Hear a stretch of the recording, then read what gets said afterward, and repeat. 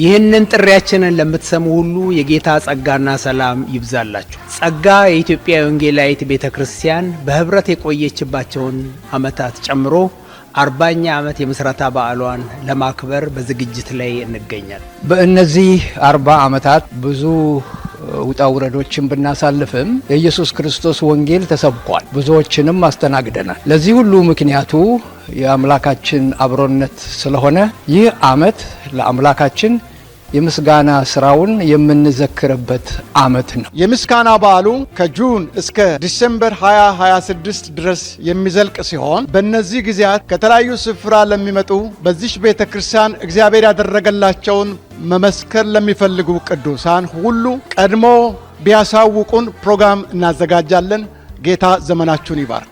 በዋናነት ከሴፕቴምበር 24 እስከ 27 2026 ባሉት 4 ቀናት የ40 ዓመታትን ጉዞ ከቤተ ክርስቲያኒቷ መስራቾች፣ የቀድሞ ሙሉ ጊዜ አገልጋዮች፣ የቤተ ክርስቲያን ሽማግሌዎች እንዲሁም በተለያየ ዘርፎች ስታገለግሉ የነበራችሁ ጌታ በዚህ ቤተ ክርስቲያን የጎበኛችሁ ሁሉ እንደምትገኙልን ተስፋ እናደርጋለን።